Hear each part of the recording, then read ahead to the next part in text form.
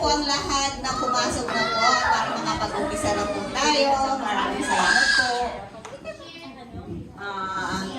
Ngayon po araw na ito is napaka-special na araw kasi andito po tayong lahat para magpuri at magpasalamat sa ating banal na Panginoon na si Jesucristo. Amen po ba? Amen! Amen! At isa din po dito ay ang ating angel ng In and Out. Na birthday po ng ating angel na si Vips. Elohim. Si Elohim pala. Si Elohim sa kanyang first birthday, nagse-celebrate natin mamaya. And, but not the least is, Happy Mother's Day to all! Happy Mother's Day! Napakalaking role po natin bilang isang mother. Kasi tayo po yung nagluwal sa ating mga anak. Tayo yung naghirap ng 6 na buwan. Ay, ano pala? 9 na buwan. Ay, ito po, 9 na buwan tayong naghirap para iwala ang ating anak. Na gano'n din ang naranasan ng ating ng ina ng ating Panginoong Jesucristo. Na naranasan niya din pong isilang bilang isang anak. Kaya ngayon po, sabihin niyo po sa katabi niyo, I'm blessed you are here. I'm blessed you are here. I'm blessed you are here all to celebrate our Mother's Day, to celebrate the Lord Jesus Christ. Amen po ba? Amen. Hindi ko na po patatagalin ang lahat at tatawagin ko na po ang ating praise and worship team para po sa ating welcoming song. Amen. Praise the Lord. Hallelujah. Good afternoon, In and Out. Good afternoon. Amen. Good afternoon po sa ating lahat. Especially good afternoon and welcome to In and Out sa ating mga visitors. Amen. Welcome po. Salamat dahil nakadalo kayo for joining us to worship. Hindi lang to celebrate with the celebrant, pero to join us with worship. Amen. Salamat po dahil alam namin na hindi to aksidente. Maaaring ginamit to ng Panginoon itong event na to para kayo ay makasama namin sa araw na ito sa pagpupuri sa Panginoon. Amen? So let us start with welcoming song. Mag-awitan po tayo. Tayo pong lahat ay tumayo. Mag-awitan, magkamayan. Tayo po ay magbatian. Let us sing this song, We're Together Again.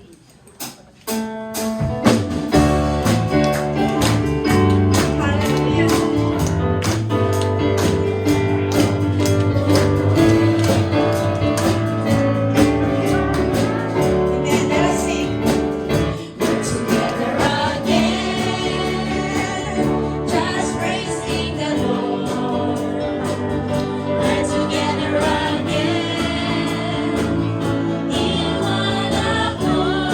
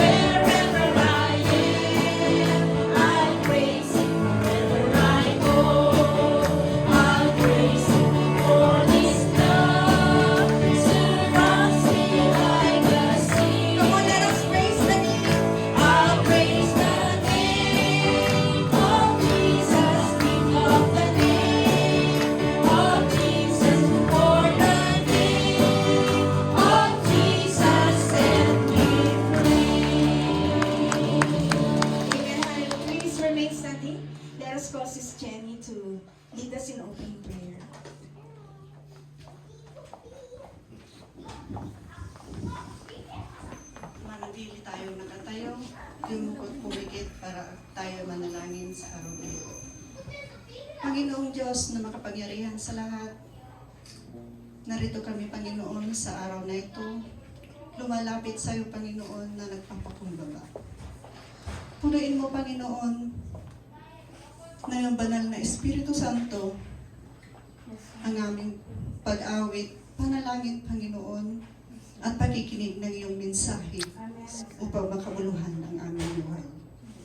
Panginoon, basbasan mo ang aming pastor na siyang maghahatid ng iyong mga makapangyarihan at banal na mensahe. Panginoon, ganun din ang bawat isa na nandirito, Panginoon, na naglilingkod sa iyo. Pagpalain mo ang bawat isa, Panginoon. Patawarin mo kami, Panginoon, sa aming mga nagawang kasalanan sa isip, salita at sa gawa.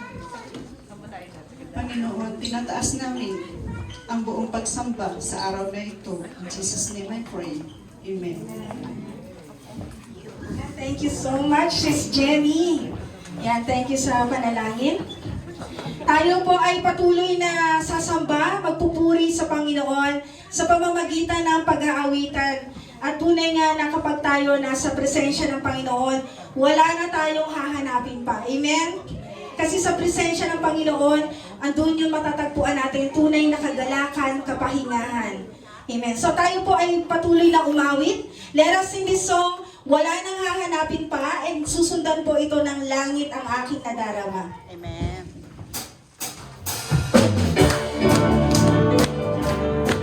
Gamitin po natin ang ating mga kamay, ang ating mga bibig sa pagpupuri sa Panginoon.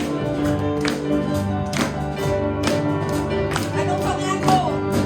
Pangako ko ko'y kukunin, sa langit ay darating. Pangako ko sa aking may kaligtasan, at buhay na walang hanggan.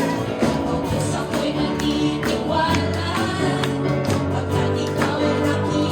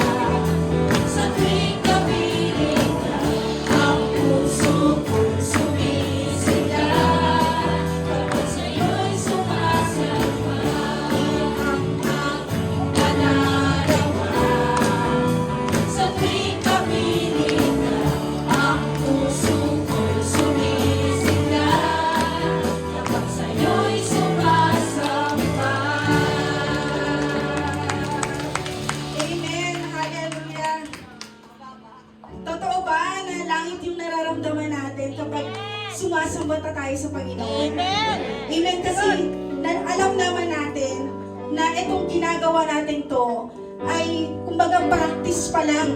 Dahil pag tayo nasa langit na talaga, wala tayong ibang gagawin doon kundi magpuri, umawit sa Panginoon. Amen? Amen. Kaya sabihin mo sa katabi mo, galingan mo mag-practice.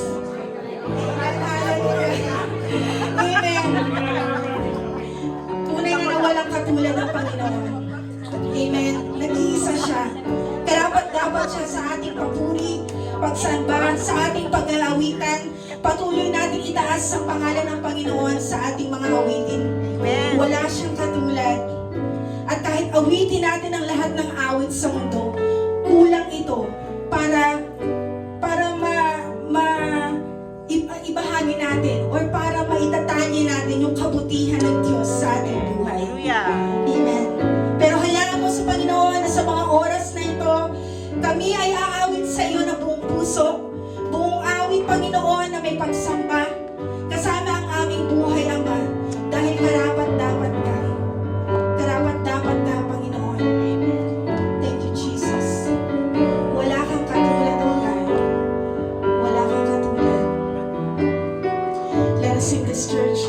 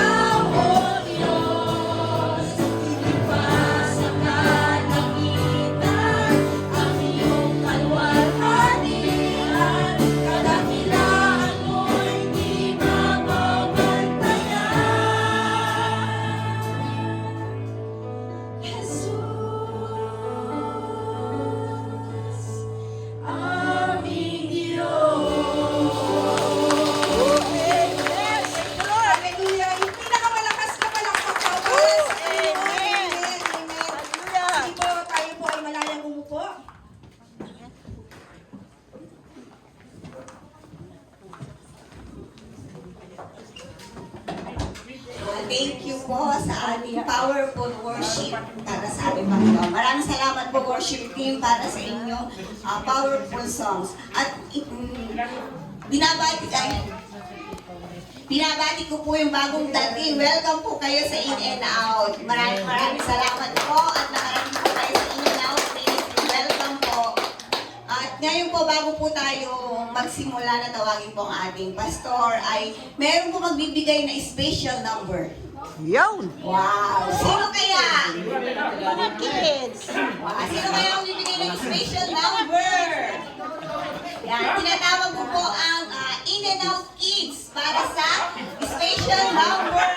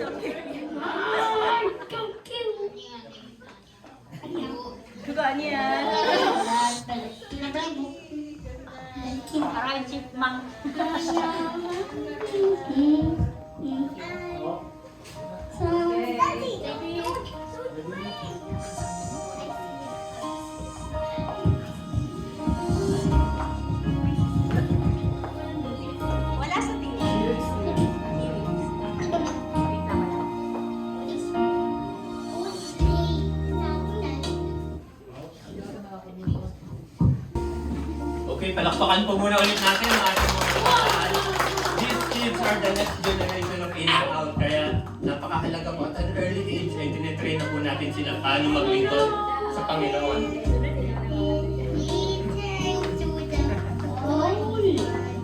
You know that. Jesus Christ, He's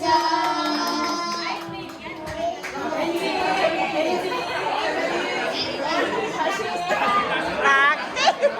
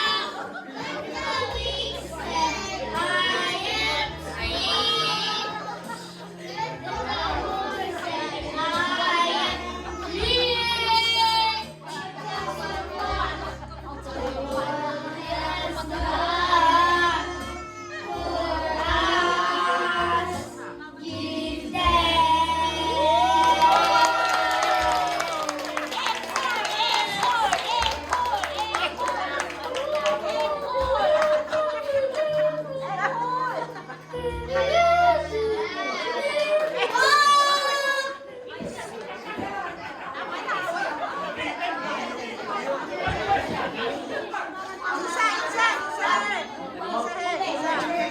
wow, wow.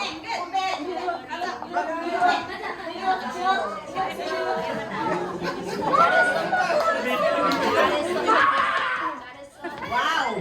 Palakpakan po natin ang ating Inihaw Kids. Napaka-powerful po kaya nila. Powerful na powerful sila mga. Yan po ang next generation ng Inihaw. Amen. Mga kapatid, nakita po natin ang ating mga anak na nagpupurit, nagpapasalamat sa ating mahal na Diyos. Amen. Po ba? Amen. Amen. Ngayon po ay dadako na po tayo sa napaka-importanting bahagi ng ating pagsamba ngayon. At inaanyahan ko po ang lahat na please silence your phone para sa ating sermon. At tinatawagan ko po ang ating butihing pastor para i-deliver ang salita ng Diyos.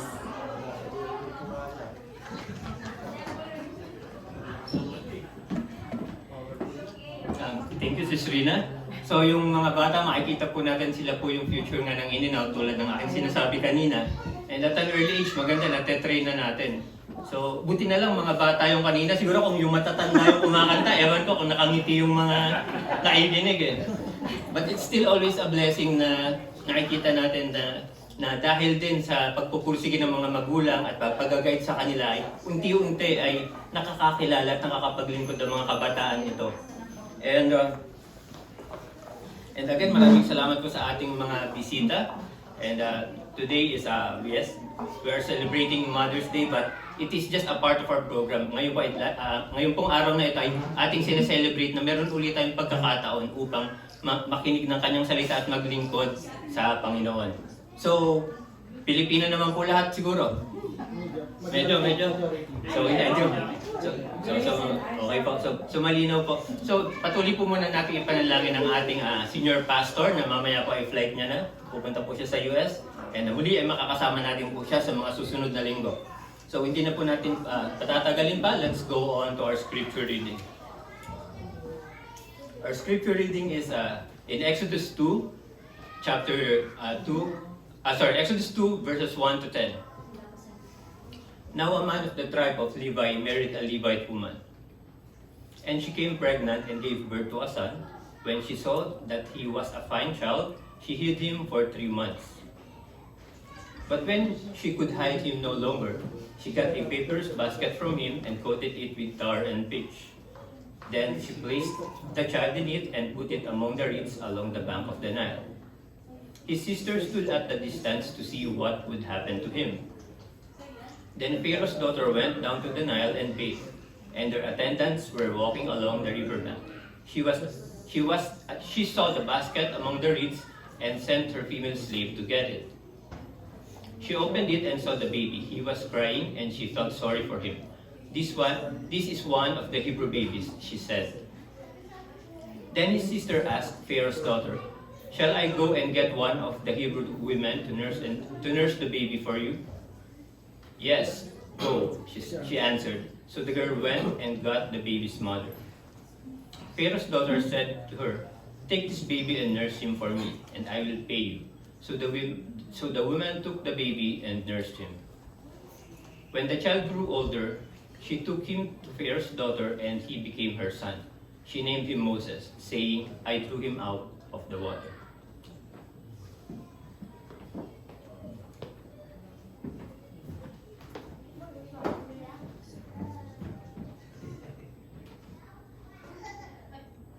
May mag-asawang buhat sa lipi ni Levi na nagkaanak ng isang lalaki. Napakaganda ng bata kaya 3 buwan itong itinago ng ina. Nang hindi na siya maaring itago pa, kumuha ang kanyang ina ng isang basket na yari sa tangkay ng tambo at pinahira ng alkitran upang hindi pasukin ng tubig. Pagkatapos inilagay niya rito ang sanggol at inilagay sa kalahiban sa may pangpang ng ilog. Ang kapatid na babae naman ng sanggol ay tumayo na na di kalayuan upang tingnan kung ano ang mangyayari. Maliligo noon sa ilog ang anak na babae ng Paraon. Natanaw niya ang basket kaya ito'y ipinakuha niya sa isa sa kanyang mga katulong na naglakad-lakad naman sa tubig sa tabing ilog. Nang nahiabot sa kanya ang basket, inalis niya ang takip nito at nakita ang batang umiyak. Naawa siya at kanya nasabi, ito'y anak ng isang Herbia. Ang kapatid naman ng bata ay lumapit sa prinsesa at kanyang sinabi, kung gusto po ninyo, ihahanap ko kayo ng isang Herbiyang mag-aalaga sa sanggol na iyan. Sige, ihanap mo ako, sagot ng prinsesa. Umalis ang batang babae at tinawag ang mismong ina ng bata. Nang dumating ito, sinabi ng prinsesa, alagaan mo ang sanggol na ito at uupahan kita. Kinuha ng ina ang sanggol at inalagaan. Nang malaki na ang bata, dinala siya ng kanyang ina sa prinsesya. Ay siya'y itinuring na anak nito. Sinabi niya, iniahon ko siya sa tubig, kaya Moses ang ipinangalan ko sa kanya. Ang salita ng Diyos.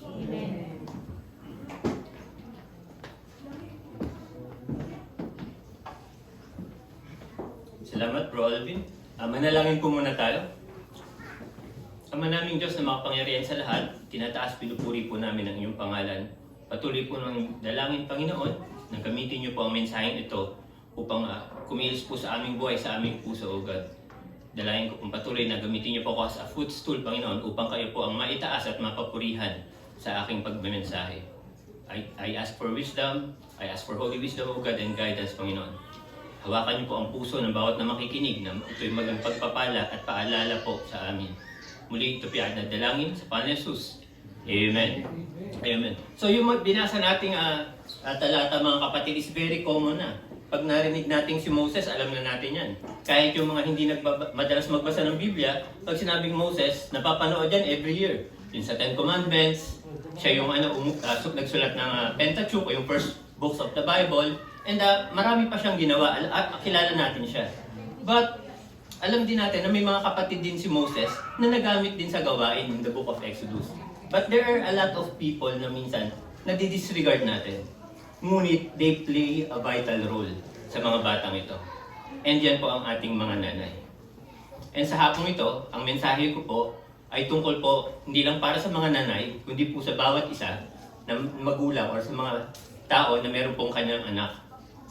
Ang title po ng ating mensahe ngayon is A Mother Who Shaped a Nation's Future. But I want to be clear, ayoko ma-confuse po ang bawat isa. Kasi yung nanay po ni Moses, hindi po siya yung may hawak ng future. O tanging ang Panginoon lang because God is sovereign. But God used an ordinary woman to mold, to develop a child na gagamitin niya to release a nation from slavery. And sa hapong ito, mga kapatid, maraming hindi nakakaalam sa kanyang pangalan dahil hindi binanggit.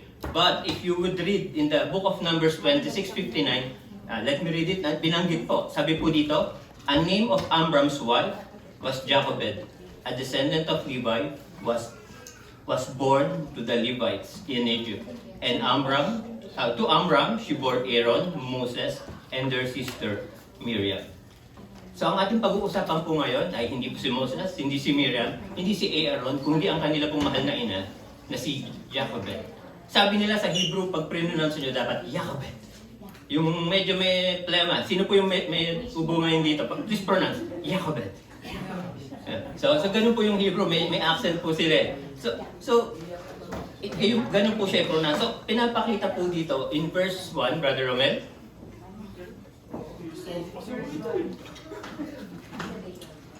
So una po natin makikita dito in verse 1, sabi po dyan, now a man of the tribe of Levi married a Levite woman. So una natin makikita dito, mga kapatid, Moses came from a godly family.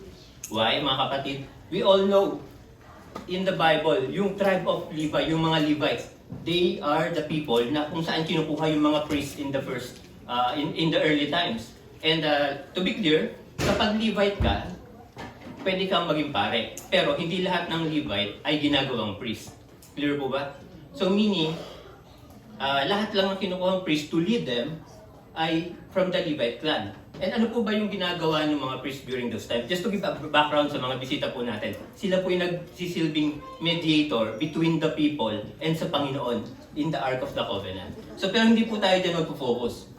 But as we continue, gusto ko lang maging clear sa atin na ang Panginoon pa rin ang naguhubog. Ang Panginoon pa rin ang nagko-control. Ngunit tayong mga nanay, tayong mga magulang, ay ginagamit lang bilang instrumento.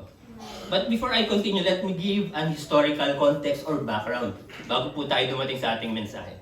So we all know Joseph, familiar po. Hindi po Estrada, hindi po... So Joseph, siya po yung isang... Anyone? Sabi niyo, kilala niyo mga kapatid? Joseph the Dreamer. So, si Joseph the Dreamer, siya po yung ginamit ng Panginoon upang iligtas ang Ehipto sa panahon ng famine. And during those times, mga kapatid, yung mga Israelites, yung mga tribe ni Joseph, unti-unti, his family, yung mga kasama niya, unti-unti, dinala niya rin sa Egypt in return ng pasasalamat ng Pharaoh sa ginawa niya upang iligtas yung Ehipto during those times. But maraming taon nang lumipas, iba-ibang leader na ang tumayo, and habang tumatagal, ganito rin sa atin nalilimutan na yung mga prominenteng tao o mga ninuno natin habang lumilipas ang panahon. And dumating yung time, yung isang Pharaoh doon ay hindi na ina-acknowledge yung ginawa ni Joseph para sa kanyang bansa.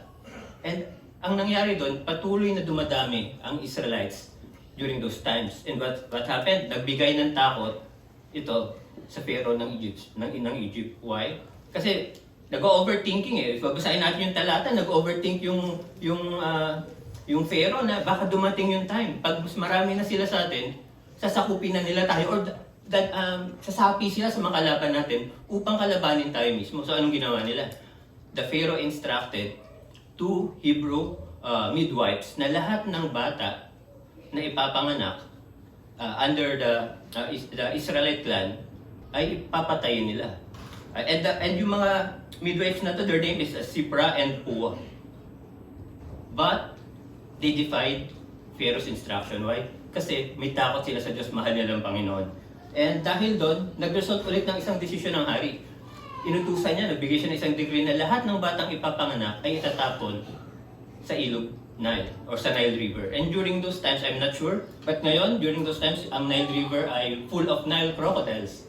So sabi ni National Geographic, ni Discovery Channel, Nile crocodiles are one of the most aggressive na mga buhaya or sa type ng buhaya sa mundo. And during those times, possible nag-i-exist na rin sila. So ganun yung naging hatol nung Pharaoh during those times sa mga kabataan.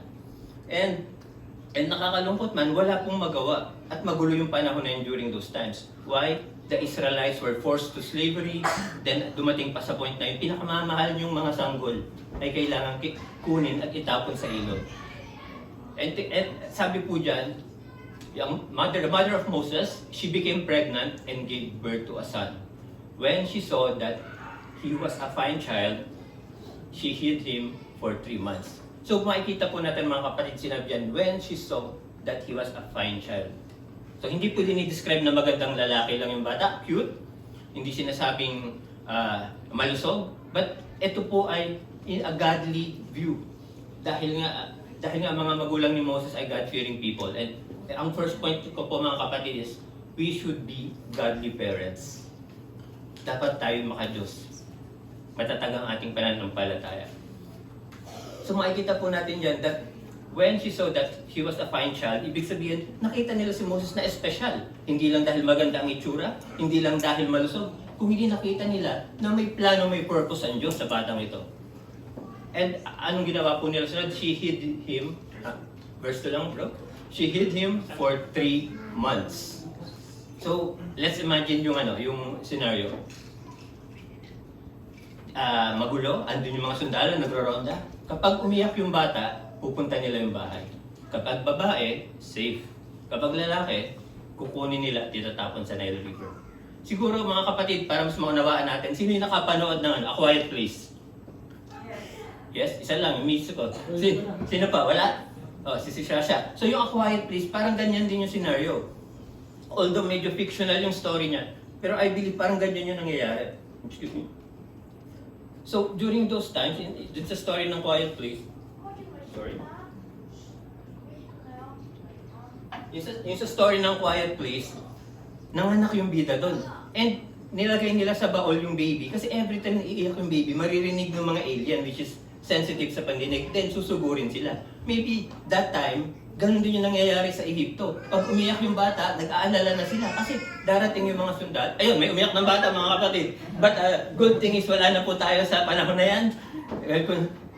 And ang mangyayari po doon ay papasukin nila at itatapon. Pero makikita po natin yung ginawa nila. Sabi po dyan, she hid him for 3 months. Siguro nakakatakot yung mga kapatid sa isang magulang. Dahil hindi lang yung buhay ng anak may nilalagay mo, kundi buhay ng buong pamilya mo. But ano po makikita natin? Makikita po natin sa nanay ni Moses that she has faith in God. She has faith over fear. Alam niya, naiingatan ng Panginoon si Moses. Dahil alam niya, nakita niya, she saw that he was a fine child. May purpose, may dahilan. Bakit ibinigay ng Panginoon ang batang ito? Verse 3. And sabi po dyan, but when she could hid him no longer, she got a papyrus basket for him and coated it with tar and pitch. So sa buhay natin mga kapatid, minsan, magulo ang panahon. Minsan yung iba dito ayaw na mag-anak. Yung iba dito, hindi pa nagbubuntis pa lang. Pinoproblema na yung pang-tuition ng anak. Hindi pa niluluwal. That's the truth. Yung iba naman, gusto lang nilang ma-enjoy yung career, ma-enjoy yung buhay. Kaya di sila nag-aanak. Pero mga kapatid, let me remind you mothers, ang mga anak nyo is a gift from God. Hindi po yan galing kay Mister, hindi po yan galing sa inyo, kundi galing yan sa Panginoon. Amen po ba? Amen. Amen. So, nakikita po natin doon, but nakita natin, despite ng pag-iingat niya kay Moses for 3 months, there will come a time na hindi niya nakaya sa sarili niya. Kumbaga, hindi niya nakayang gampanan yung pag-iingat, yung pagiging role ng isang ina. So, anong ginawa niya? Gumawa siya ng isang basket at doon niya inilagay ang bata. Then next, sabi po dyan, then she placed the child in it and put it among the reeds along the bank of the Nile. So mga kapatid, minsan, mga magulang, gusto natin yung anak natin maging engineer, maging doktor, maging ano pa, yung mga pangarap ng mga mothers, day nyo to, ano po yung mga pangarap nyo sa bata? Wala po. Wala. Hindi, single po yung nagsalita kaya wala po. Wala. Kaya contractor. So marami tayong magandang plano. Pero tandaan natin mga kapatid, kahit gano'ng kaganda yung plano natin, kung hindi ito yung kalooban, yung plano ng Diyos sa anak natin, wala na tayong magagawa. And makikita natin dyan mga kapatid, sinabi, nung hindi niya na kayang itago, anong ginawa niya? Inilagay niya sa isang basket at dinala niya sa Nile. Ito lang yung nagpapakita sa panahon natin ngayon mga kapatid. May mga pagkakataon na ibibigay natin yung best sa mga anak natin bilang mga nanay. But time will come, marirealize natin, even though we did our best, it's not good enough. Anong next na dapat natin gawin? We should trust God sa ating mga anak. Let's remember mga kapatid, sabi ko nga po kanina, pinagkatiwala lang po, tayo po ay mga stewards lang ng anak natin. Hindi po tayo ang nagmamay-ari nito. And ano pong ginawa niya? Ang ginawa po niya, dinala niya po ito sa ilog ng Nile. And if you remember, sabi ko po kanina, Nile River is used to execute the babies. So imagine niyo po so yung story, to execute the babies. Pero ano pong ginawa ng magulang niya? Doon niya po rin mismo nilagay si Moses on a basket. Actually, dinescribe po yan as an ark. Kasi if we remember in the story of Noah, yung ark ni Noah ay may dalang buhay. Ang pamilya ni Noah, yung mga animals. So, dinescribe din po yan sa ibang version ng Biblia as an ark. Why? Kasi may bit-bit din na buhay yan. Yung basket na yon. And look at this, mga kapatid. Yung ilog na ginamit upang kumitil ng buhay ng mga bata ay sharing ilog na ginamit upang mag-extend ng buhay ni Moses. Gano'ng kabuti po ang Panginoon. Tingnan niyo po. A place of torment, a place of death, but in the hands of God, God used it as a place of refuge. Tingnan po natin gano'ng kabuti ang Panginoon. Palakpakan nga po natin Panginoon mga kapatid. So mga mothers, kung kayo nasa kalagayan ni mother ni Moses ni Jochebed, kaya niyo po bang ilagay sa ilog or sa Han River yung anak niyo? At ipagkatiwala sa Diyos na bahala ng Panginoon? Anyone? In our modern times? Wala po. Bro Glowin, ikaw ay nasa kalagayan. No. So no, wala po. But ang makikita po natin dyan, yung matinding pananampalataya ng kanyang ina. At hindi binigo ng Panginoon yung pananampalatayang yan. Why? Dahil next verse, Brother Romel. Nakita po dyan, his sister stood at the distance to see what would happen to him. So andun na, sabihin na natin dinala na ng alon, inanod na yung bata. But makikita po natin, nandun pa rin yung pag-aalala ng kanyang kapatid. Sinundan pa rin. And naaalala ko nung bata ako, and siguro ilan din po sa atin, yung magulang ko, madalas uutusan niya yung bunso kong kapatid na bumili sa tindahan.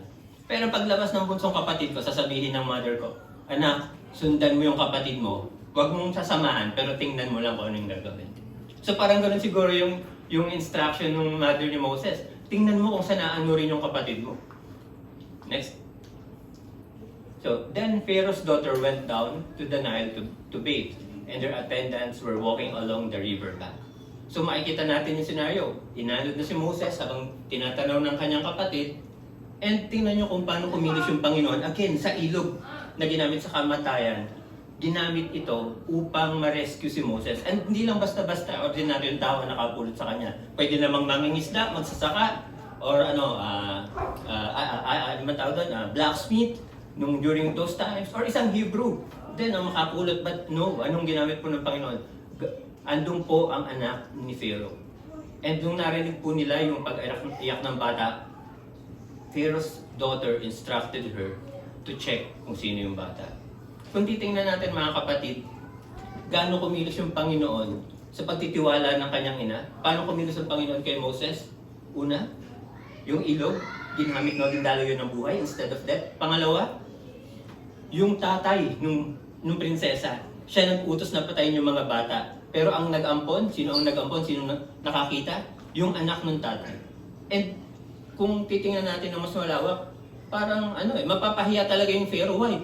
Kasi yung decree mo ay baliwala. Mas mataas ang kapangyarihan ng Panginoon sa'yo. Why? Kasi yung mismong anak niya ang ginamit upang proteksyonan si Moses, upang hindi mapahamak. So makikita po natin yung pagkilos ng Panginoon sa bagay na ito. And mga kapatid, ang sunod pong sinabi po dyan, this is one of the Hebrew babies, and she said.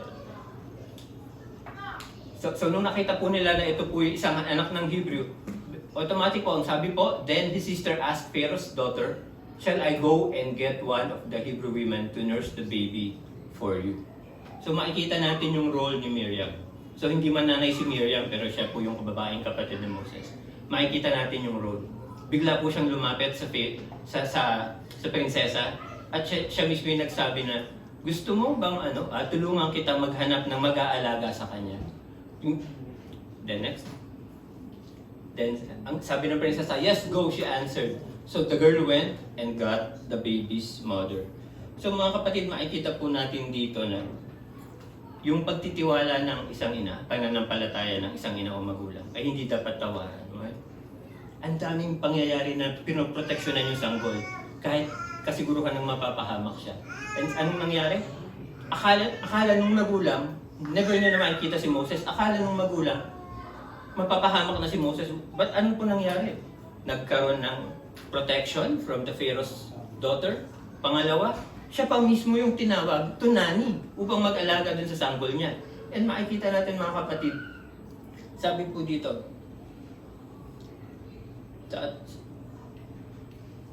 okay, so sabi po dito sa po nating quiz, a godly mother builds a foundation that lasts. So makikita po natin dito mga kapatid that sabi po sa talata, ginamit yung anak ni Pharaoh para proteksyonan si Moses, para alagaan. And anong ginawa nila? Tinawagan po nila, or nag-anak po sila ng isang mag-aalaga, which is yung nanay niya rin mismo. And hindi po ito aksidente, hindi po ito sinimantala ni Miriam, kundi disenyo pa rin ito ng Diyos kung bakit ito nangyari. Why? Kasi alam ng Panginoon that through Moses' mother ay mahuhubog pa rin si Moses kung ano yung plano ng Panginoon sa kanyang buhay. So sabi dito, Mga kapatid, Jochebed did not have many years with Moses, but she maximized the time she had. Because during those times, kapag nagpaalaga ka ng baby, sabi ng ibang theologians, it's around 2 to 4 years lang. And makikita po natin dito na hindi po sinayang ng kanyang tunay na ina yung panahon na yun. To what? Una, to teach Moses kung sino ba talaga siya. Hindi siya isang Ehipto, kundi isa siyang Israelita na nananampalataya at sumusunod sa Panginoon. Pinakita rin dito at itinuro sa kanya sino ba ang Panginoon na sinasamba nila. And pangatlo, sinabi rin dito saan ka nagmula. So even though Moses in his later years ay tumira siya sa kaharian ni Pharaoh, ay andun na po yung foundation na binigay ng kanyang magulang. Andun na po yung foundation na itinuro ng kanyang magulang. And makikita po natin dito that in the later part of the story, Moses was used mightily and effectively. He was chosen to free God's people from Egypt. Even though he experienced suffering, nagpatuloy siya sa paglilingkod, and nakita niya dito yung pagsunod is a privilege. And mga nanay, huwag po nating maliitin ang ating role sa mga anak na ito. Why? Dahil ang tunay na pananampalataya ay galing sa Diyos. Ngunit ang tunay na paglago ng pananampalataya ng ating mga anak ay nagsisimula sa ating bahay. Why? So, fathers, medyo ko ngayon, medyo bias ako. So, in reality sa ating mga Pilipino, mothers, sila ang kasama madalas, most of the time. Kasi masisipag yung fathers eh. Sila yung nagtatrabaho eh. Para fair. Para fair. Amen? Amen ba? So, masisipag. Pero most of the time, sila yung kasama sa bahay. So for example, yung ilan sa atin, ganun yung setup eh. And kung how we train our children, ay ganun din po sila lalaki. Sabi nga, di ba, train up a child in the way he should go, and when he is old, he will not depart from it. And napakahalaga ng role ng mga magulang. Hindi lang basta tagaluto. Kasi ito yung stereotype ng mga Pilipino eh. Pag sinabing nanay, sige, kayo bigyan ko ng chance. Mga nanay, ano pong ginagawa sa bahay? Paglapa. Ano pa po? Good, ano pa po? Dalaga ng bata. Okay, tapos pag uwi, nai-stress pa kayo mister, tama po ba? Hindi po. So, maraming role ang magulang, pero the best thing na magagawa ng isang nanay is to train yung anak nila. Hindi lang basta training. Meron 3 bagay yan. Una, anong kailangan ng bata? Love, which is showing affection. We feed them, we take care of them. Pangalawa, nurture. Pag sinabing nurture, itinuturo natin kung ano yung tama at mali. And pangatlo, yung admonition, if I'm not mistaken. Admonition, ito pa rin yung pagtuturo ng tama at mali ayon sa salita ng Diyos, mga kapatid. And kailangan natin yan as parents. Hindi pwedeng pag Sunday lang tayo nananalangin. Hindi pwedeng pag Sunday lang tayo nag-i-amen. At an early age, dapat makikita yan ng mga anak natin. Yes, mahalaga yung nabibigyan ng laruan. Mahalaga na ipapasyal natin sila. But time will come. Malilimutan nila yung mga laruan. Malilimutan nila yung mga pinuntahan nating pasyalan. Although may mariretain sa memory. But ano yung kakapit sa kanilang isip? Kung paano nila nakita ang nanay nila na prayerful. Paano nila nakita ang nanay nila na faithful. Paano nila nakita ang nanay nila na ginagayad sila at tinuturuan sa salita ng Diyos. Yun po mga kapatid. Yun po ang dapat natin bilang isang ina. So akala siguro ng mga mothers, ipapamper ko sila sa sermon ko, di nila alam. Pagsasabihan ko sila. Pero this is the reality mga kapatid. And hindi lang sa mga nanay, even fathers. Ganyan po ang role natin bilang mga magulang. Yes, na-appreciate ng bata yan. But I believe, habang lumalaki tayo, sabi nga, hindi madalas natatandaan ng bata ano yung sinasabi natin. But ang nare-retain sa isip nila, kung ano yung ginagawa at ikinikilos natin sa loob at labas ng ating bahay. And as godly parents, as God-fearing parents, dapat magkaroon tayo ng matinding pananampalataya. Hindi para maitaas at mapuri at maitaas natin ang sarili maitaas natin ating mga sarili sa ating mga anak, kung hindi upang mapakita natin sa ating mga anak na meron tayong Diyos na pinagkakatiwalaan sa atin. And if Moses' mother ay nagpatakot, if Moses' mother did not get any godly wisdom, tingin ko, Moses will not survive. And again, hindi ito sa kagalingan ng kanyang ina, kung hindi dahil sa pagtitiwala niya sa Panginoon. And ngayong hapon na I want to challenge the mothers, even the fathers. Let's build a home Let's start from the home. Bago sa church, let's build a home, a godly home. Na pagdating ng panahon, yung mga anak natin ay hindi sisikat dahil nasa balita, dahil may ginawang hindi maganda, kundi sila ay maitataas at magagamit sa gawain ng Panginoon. As you train your child, you don't know, some of them might be, yes, engineers, contractors, architects, astronaut. But there are also times na ang ating mga anak ay maaaring maging pastor, misyonaryo, worship member. And alam ko malayo, ang ilan sa atin malayo ang ating mga anak, but let's remember, nandito tayo sa Korea na nabigyan tayo ng pagkakataon na mag-aral ng salita ng Diyos para maipasa at maipakita at maituro natin sa ating mga anak how to live and how to grow a godly life. And sa hapong ito, as I end my message, I know in our current situation, mahirap magpalaki, mahal ang bilihin, magulo ang panahon. Thank God we're still in Korea, mas safe pa. But in our country, in the Philippines, laging nandun yung fear if we let go of our kids, if we let go of our child sa labas. But mga kapatid, we have no control over it. What we could do, just like Moses' mother, leave it to God, trust it to God. Our child ay hindi sa atin, kundi ito'y pinagkaloob lang ng Panginoon upang na ating gabayan at i-mold para sa kanyang purpose.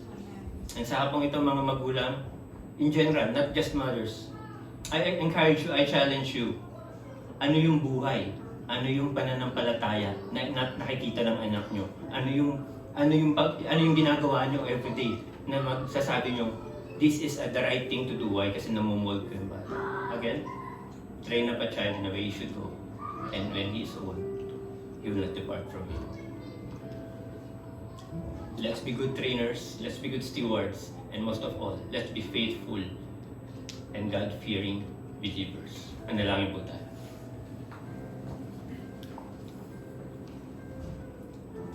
Ama naming Diyos na makapangyarihan sa lahat, maraming salamat po Panginoon sa pagkakataon na narinig po namin ang inyong mensahe. We all know, God, that as mothers, as parents, we have a big role as Christian parents, as Christian mothers. We have a big role to guide our kids, our children, oh God. Patuloy ko pong dalangin, Panginoon, ang bawat magulang ng In and Out Ministry. Continue to guide them, continue to help them as they grow sa kanilang pananampalataya. I know it's a challenge, oh God, but keep in mind that, help us to keep in mind na ginagawa po namin to out of love, out of trust, at sa aming matinding faith sa inyo. Just like Moses' mother. Yes, he raised 3 kids. She raised Miriam. She raised Miriam, who became a worship leader. He raised Aaron, who became the first priest. And she raised Moses, who became a deliverer ng mga Israelites out of slavery. And tulad ng Panginoon, their ultimate deliverer, nawa ko'y patuloy po kayong maggabay at mag-ingat sa amin. Not just the parents, but the future parents po, Panginoon, ng aming iglesia. Even our visitors, Panginoon, pinapanalangin po namin sila. Thank you, Lord, for this day na kami pinag-gather. And I pray, God, that this message ay magsisilbi pong paalaala at hamon sa amin to live godly lives, to have trust in you sa pagpapalaki ng aming mga anak, sa paglilid ng aming sambahayan. Salamat sa bawat miyembro ng In and Out na inyong ginamit sa hapon na ito. Nawa po kayo maitaas at mapapurihan. Dalayan ko rin patuloy ang aming senior pastor. Give him the strength, give him the wisdom that he needs. And natitira pa po namin gawain sa maghapon ay aming pinagkakatiwala sa inyong mga pangyarihang kamay. Ito po aking nadalangin sa Pangalan ni Jesus. Amen. Palakpakan po natin ang Panginoon.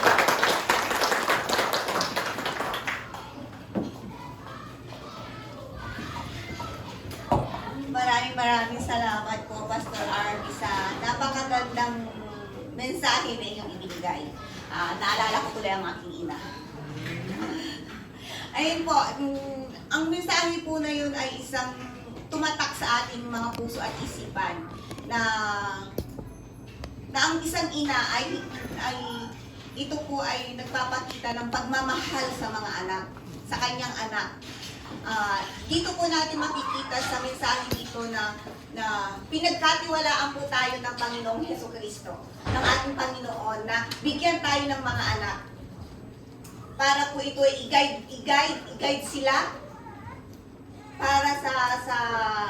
para sa magandang kinabukasan. I-guide sila hindi lang sa kanilang edukasyon, i-guide sila kundi bigyan sila ng pagmamahal bilang isang ina. Ipinagkatiwala sa atin ng Panginoon ang ating mga anak sa atin.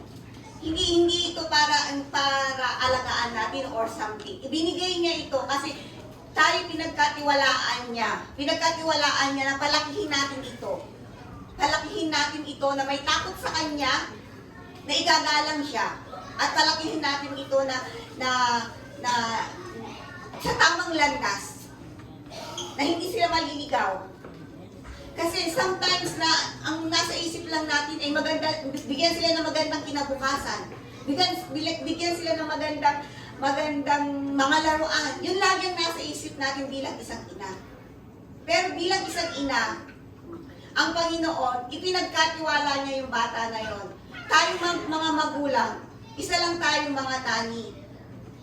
Ang Diyos, ang siyang nagdidesisyon ng lahat. Ginagamit niya lang tayo upang i-guide ang ating mga anak. Kaya mga kapatid, bilang isang ina, na huwag natin i-force ang ating mga anak sa hindi nila gusto. I-force natin sila kung paano mananampalataya sa Panginoon. I-force natin sila kung paano manalangin. At makita nila na sa ating mga puso at isipan, makita nila ang isang ina at ang isang ama na ibang may pananampalataya sa Panginoon Hesukristo. Maraming salamat po. Maraming salamat, Pastor Arby, sa napakagandang mensahe na inyong ipinagdaloob. Ngayon po, dadako po tayo sa ating tawag nito, testimony, na magbibigay po ng isang testimony ang isang ina ng in and out na si Sister Jennifer.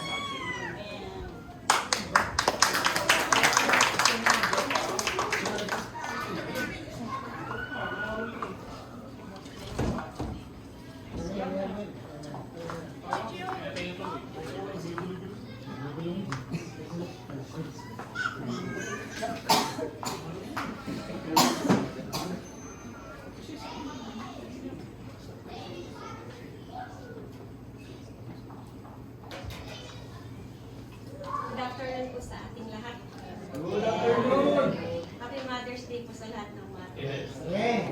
Nagpapasalamat po ako kay Lord sa pagkakataon na ito na makapag-share ng aking maikling testimony tungkol sa kung paano ko nakita ang faithfulness at goodness niya sa buhay ko bilang asawa at nanay. Bilang isang nanay, marami pong nagbago sa puso ko simula nung maging mami ako. Mas lalong naging malinaw sa akin kung paano magmahal ng walang kondisyon at mas lalo ko rin nakita kung gaano kabuti at ka-faithful si Lord sa aming pamilya. Isa po sa pinakamalaking testimony namin mag-asawa sa hindi ko nakakaalam ay kung paano kami naghintay ng matagal bago kami pinagkalooban ni Lord ng anak. Hindi po naging madali ang waiting season namin. Pero doon ko mas lalong natutunan na magtiwala sa timing at faithfulness ni God. At sa tamang panahon, ipinakita ni Lord na wala talagang imposible sa Kanya. Kaya hanggang ngayon, bawat tingin ko po sa anak ko, reminder siya ng goodness at faithfulness ni Lord sa buhay namin. At doon ko rin po mas lalong na-realize kung gaano kasarap maging nanay. Totoo po na may pagod, puyat, sacrifices, at minsan nakakalimutan natin yung sarili natin.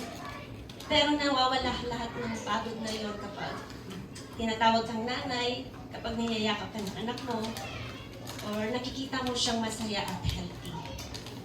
May mga araw po na nakakapagod, may moments na worry, at feeling ko kulang ako bilang nanay at asawa. Pero sa bawat season, pinapaalala sa akin ni Lord na hindi ko kailangan maging perfect.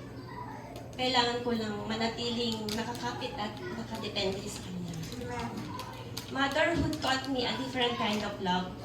Yung willing kang mag-sacrifice, magbigay, unahin yung pamilya.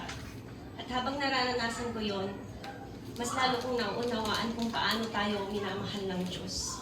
Kasi bilang nanay, kahit gaano mo kamahal yung anak mo, mas higit pa rin ang pagmamahal ng Diyos sa atin. Yung pagmamahal na patient, unconditional, faithful, at hindi sumusuko kahit ilang beses tayong magkamali. Lagi kong tumatatak sa puso ko ang Proverbs 3:5-6. Trust in the Lord with all your heart. Kasi bilang isang nanay at asawa, hindi man kontrolado ang lahat, pero kampante ko ako na hawak ni Lord ang pamilya namin. Natutunan ko rin po na ang pagiging woman of God ay hindi lang tungkol sa pag-aalaga ng anak, kundi sa pagiging asawa. Bilang wife, tinawag po tayo ni Lord to build our home with love, with wisdom, with prayer, and gentleness. Hindi man kami perfect family, pero ang desire po namin is maging Christ-centered ang aming pamilya. Ang aming tahanan, ang aming relasyon. Isa po sa prayer ko araw-araw ay hindi lang maging mabuting nanay, kundi maging asawa at ina na magdadala sa pamilya ko sa palapit kay Jesus, sa Panginoon. Gusto ko po na lumaki ang anak namin na nakikita ang pagmamahal ng Diyos sa loob ng aming tahanan, sa paraan ng aming pagmamahalan, sa prayers, sa paglakad namin kasama ni Lord. At nagpapasalamat po ako sa Panginoon dahil sa kabila ng mga imperfections ko, sapat po ang biyaya niya araw-araw. Sa lahat po ng mothers dito, gusto ko lang pong sabihin na nakikita ko ni Lord ang lahat ng sacrifices natin, even the quiet and unseen ones. Hindi man madali minsan ang pagiging nanay at asawa, pero napakaganda at napakasarap po ng binigay niyang calling sa atin. Lalo na kapag si Lord po yung sentro ng ating tahanan at pamilya. At sa lahat ng ito, kay Lord po pupuli.